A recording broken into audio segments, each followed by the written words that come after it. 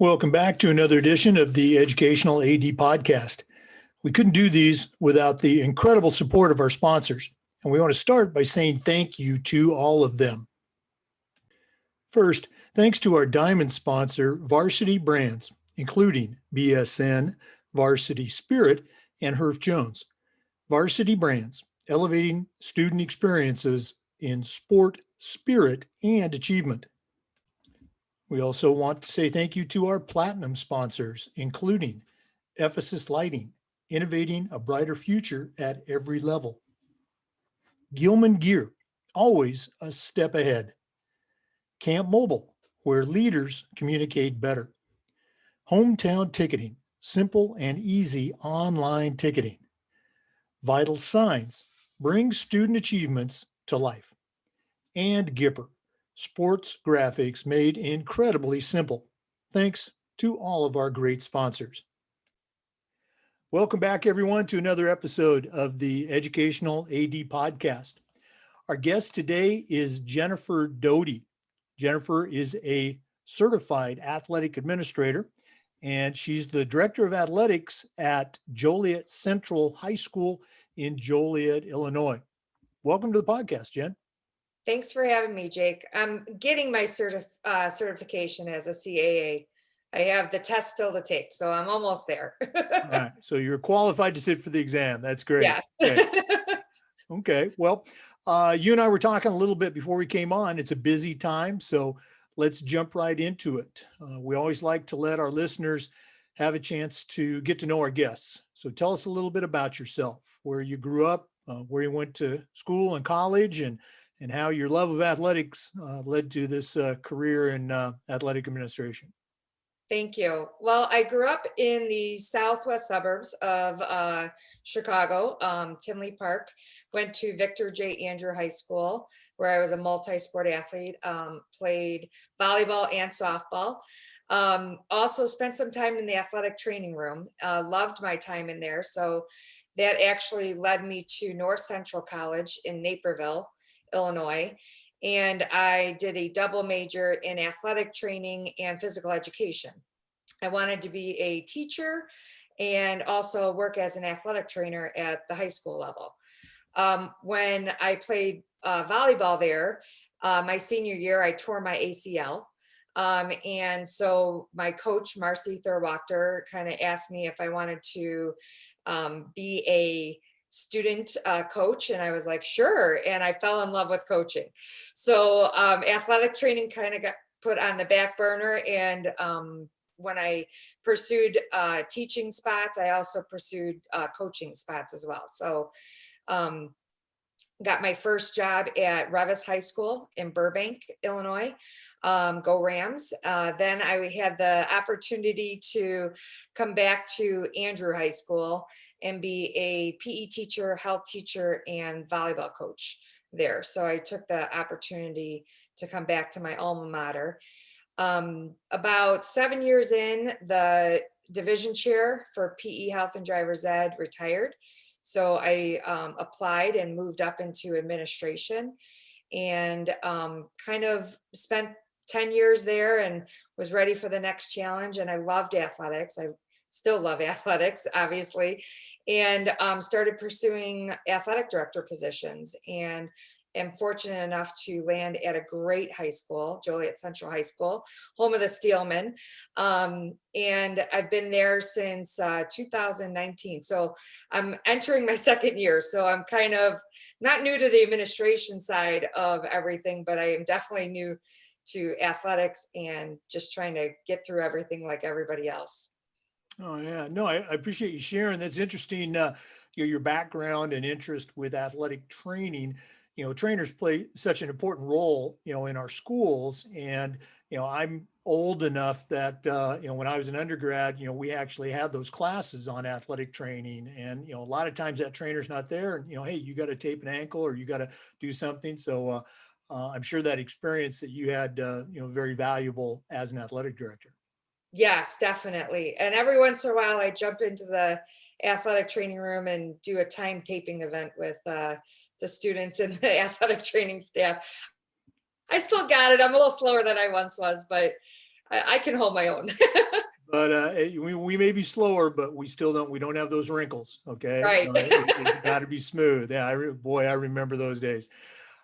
You touched a little bit on it. I'm always curious to hear about the mentors that you've had. We don't do this on our own. Certainly, we're standing on the shoulders of giants. But who were some of your mentors growing up, either coaches or teachers, or even people that you worked with or worked for? The expression I like to use is, whose voice do you still hear in your head when you're talking to your coaches or your parents, maybe? Well, besides my own parents, because I have much respect for them, and they really kind of molded me into the person I am today. I feel like I've been blessed with multiple mentors throughout my life. I would say, from Marcy Thurwachter from college, Heidi Matthews from college, and then when I became the head girls volleyball coach at Andrew, I was fortunate enough to work with my head coach when I played there, Barb Walasek.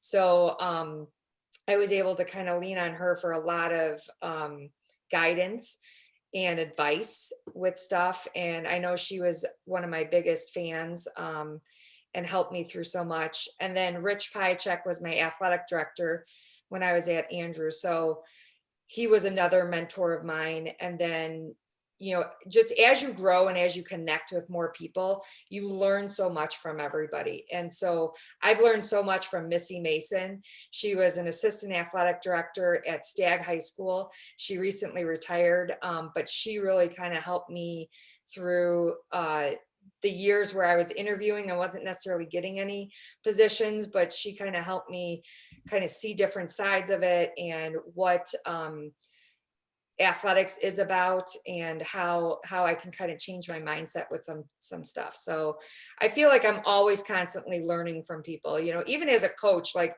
I would watch other coaches and kind of see what they're doing, not necessarily the X's and O's, but just how they react to their student athletes, how their student athletes react to them, and kind of take what I like or what I don't like.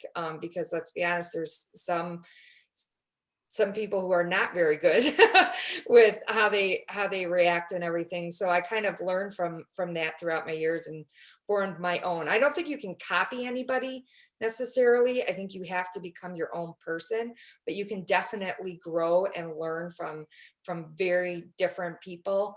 And that just makes you a better, well-rounded person.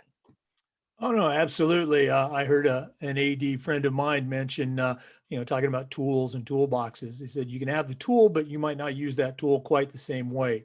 So, excellent point. You've been an AD now for a while. Talk a little bit about that transition from the teacher coach side into administration. What were athletic administration? What were some of the things that maybe you just went in, hey, I've got this nailed, I know how to do it, and maybe one or two things that were possibly challenging for you?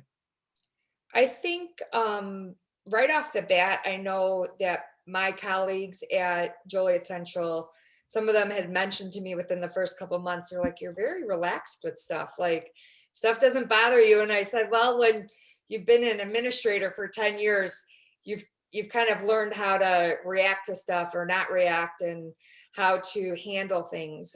So that transition was smooth. I think the hardest transition for me was I was at Andrew for 16 years. So going to a new school with new people and kind of a new job, right? Because I had never done athletic administration before.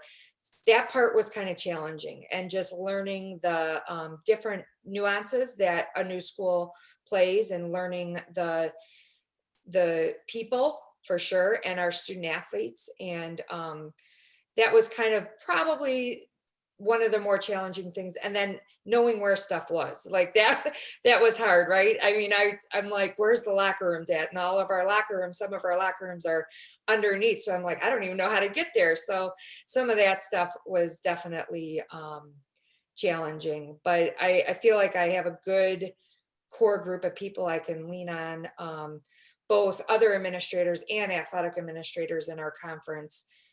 So it's been helpful.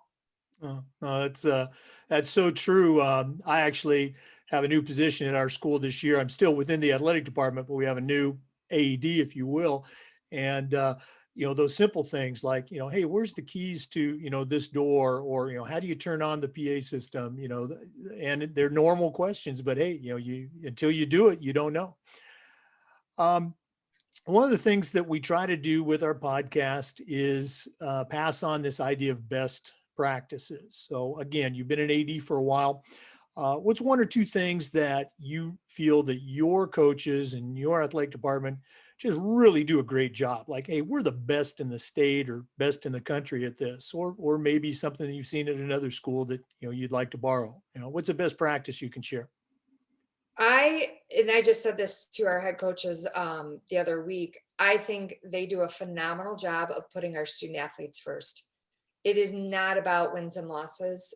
Wins and losses will come, but building the relationships with our student athletes and understanding where our student athletes are coming from a personal standpoint too. Our area has been hit hard by COVID, and some of our families have been affected as well. So just understanding our student athletes and putting them first. And it's less about me and more about we. Our camaraderie has been phenomenal over the past 2 years. And I feel like I can lean on any one of them and they can lean on me. And that's been great. I feel like that's the number one thing we do is definitely put our student athletes first. We love to win, don't get me wrong. I think everybody loves to win, and but definitely that's a byproduct of the work that we do with our student athletes. You took those words right out of my speech to our parents and to our coaches. Again, we are very blessed at our school. We've won a lot of championships, but that's not our goal. It's not anywhere in our handbook. Those are nice little, as you said, byproducts that come from doing all those other things right, starting with making sure every kid has a great athletic experience, whether it's the superstar, the bench player, the fan in the stands. Well said. You mentioned COVID, so let's go ahead and jump right into that. To our listeners, we're recording this on December 9th. So by the time you're listening to it, hopefully things have changed to the better. But Jen, what's happening right now in Joliet? What's happening in Illinois as far as return to school academics, as well as return to play? What's happening? In Illinois, it's been tough. I'm not gonna lie, it's been very tough for all of our families. Different districts have been doing some different things regarding school. For example, our school district has not returned to in-person learning. We've been remote learning this entire time, where there's some schools around us that have been doing hybrid learning, where they have certain groups in at certain times. From an athletic standpoint, we were able to do some sports this fall. We did boys and girls cross country, boys and girls golf, girls tennis, girls swimming, which was great to see kids and coaches back out and everything like that. But most recently, we are in a mitigation from our state. So we are not allowed to do anything right now. So we haven't done anything since the middle of November. We can't meet with our kids. So we're doing a lot of virtual meetings. And our state association, the IHSA, has really tried hard to get us back into playing sports in a safe environment. They actually have a meeting next week. So we're hoping to hear what may happen as of that, but we're not going to start before January 1st. So that has been a struggle, both for adults and students. I think it's hard for both groups, and not seeing people is hard. We did have in the fall, we had our seniors in for the SAT, and man, I just talked to every one of them. I was so excited to see all of them.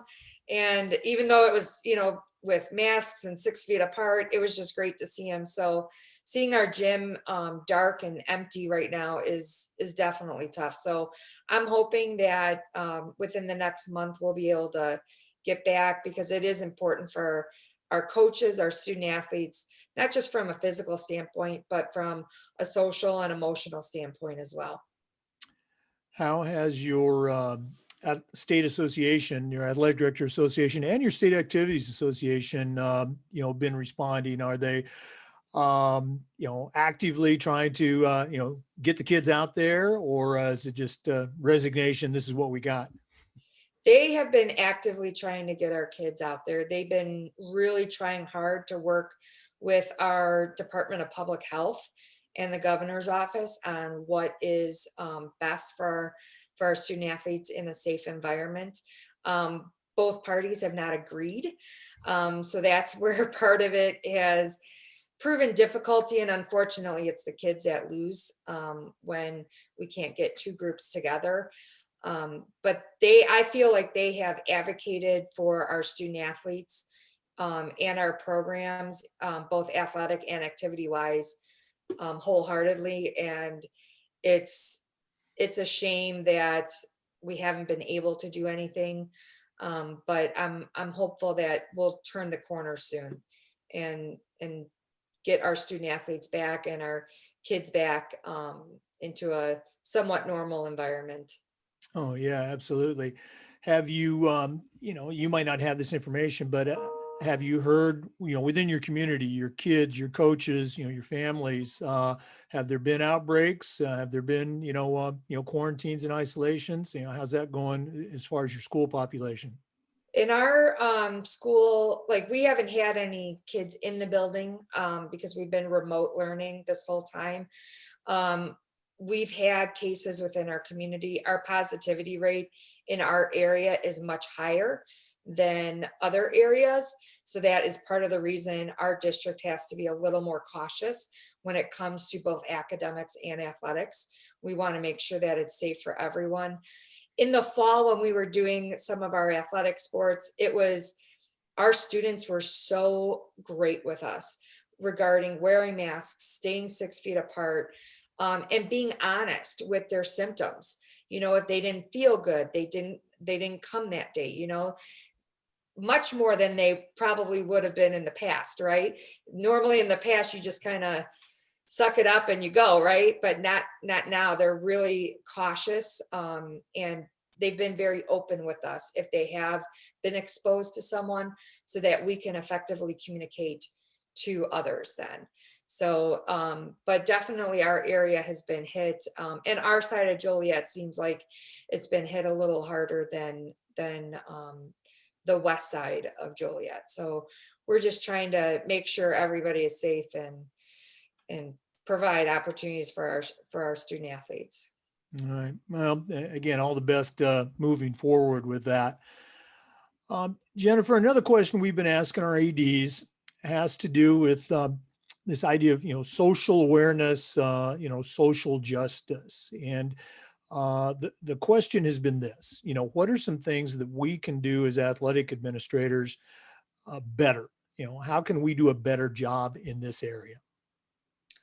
Well, coming from a school that is primarily minorities, Hispanic and African American students, we need to become better educated ourselves, and we need to stand up for our students. And when we see injustice happening, we need to be that voice for our student athletes. And I think that is one thing that we are trying to tackle now as a district, is what we can do better to serve our students of color and how we can support them. But from an athletic standpoint, I also want to, educate our coaches. Not every coach in our building teaches in our building. So it's educating our coaches. It's becoming more aware myself. I've had multiple conversations with staff members and how I can do a better job. And everything that has happened during this COVID time regarding racial injustice really kind of affected me a little more this year. I don't know why, but definitely I saw it through a different lens. And I think that's the biggest key is you have to open up your mind and you have to see it through the someone else's viewpoint, not just your viewpoint. And instead of saying that they're complaining all the time, really listening and understanding what they are saying. And that is the first step, I think, to help is educating yourself and becoming more aware and open. Great advice. Again, appreciate you sharing that. Let's go and lighten things up a little bit. Another question we ask is, what's your favorite part of the job? And after the first 30 or 40 interviews, the answer was always the same. It's about the kids, as it should be. So acknowledging that we love our kids, otherwise we wouldn't be in athletics. What are some things that get you excited about coming to school each day at Joliet besides the kids? I think the people, like our staff is great. Our certified staff, our classified staff, they really make the job enjoyable. I just love the atmosphere of high school. Like, I don't know, I was always, involved in a lot of stuff in high school, and I just really love the atmosphere that it plays in the relationships that you can build. And I think besides the kids, what I love most is seeing the success, no matter how small it is, from either a coach or a student athlete or a student in general, just seeing when they accomplish something, how excited they get, the pride that displays through them. I think that is the best piece for me. Oh, I totally agree. There's just so many different aspects to the job. You're watching a practice, you're at a game or whatever. And, sometimes I'll just, even after, many, many years, I'll step back and say, gosh, I'm getting paid for this, it's just great. I'm glad that you enjoy those things too. Okay. For sure. Well, Jennifer, it's been great getting to know you these last couple months, through the NIAAA site and, other venues, but we're not done yet. We always like to wrap up with what we call the athletic director's toolbox. You are certainly an experienced, successful AD, but right now I'm going to challenge you to send a brand new athletic director out on their very first job, but I'm only going to let you put 3 things in their toolbox. What 3 items are going to go in Jennifer Doede's athletic director toolbox? Ooh, that's a good question. I would say number 1 is build relationships. You have to build relationships with your staff and your students. You need to learn about the school, and that's how, through building those relationships. You have to understand what is going to work, what may not work, what traditions they love, and what areas they may want to improve on. So building relationships would be my number 1. Number 2 would be support.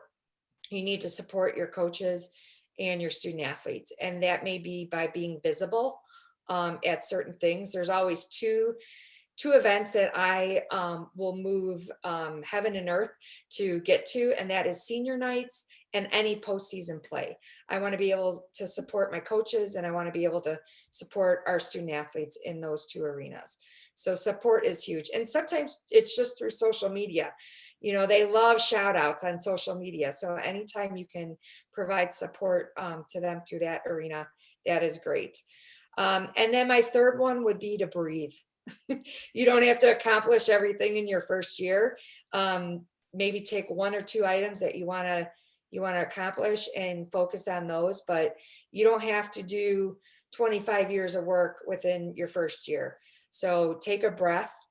It's going to be overwhelming, but you will get through it. Mm-hmm. I'm so glad you mentioned the social media part. And that was an area that it took a long time for me to fully embrace. And I got to that point from, again, another AD, a friend, sharing that, Jake, you're at all the games, you're at the practices, those athletes, those parents, they see you. But what about all the kids that don't happen to go to a game? If you tweet, nice game, team, or nice game, Billy, Billy's got, 80 followers that are going to see that and they'll go, oh, wow, that AD's not such a grumpy old guy. And so again, it can pay dividends, in your athletic department and beyond. So, thanks for sharing that. Yeah, 100%. They love the shout outs. I love your posts with your, is it Steel Man, on Twitter. Those are very cool. I'm trying to figure out a way that I can steal that and use it for our own school. Okay. Definitely. Well, Jennifer Doede, thank you so much for being a guest. Continued success and all the best, with your school and your state reopening. Thank you, Jake. I appreciate it. To our listeners, remember you can watch these interviews on the FIAAA Educational Athletic Director YouTube channel. And thanks as always for tuning in. Come back again next time for another episode of the Educational AD.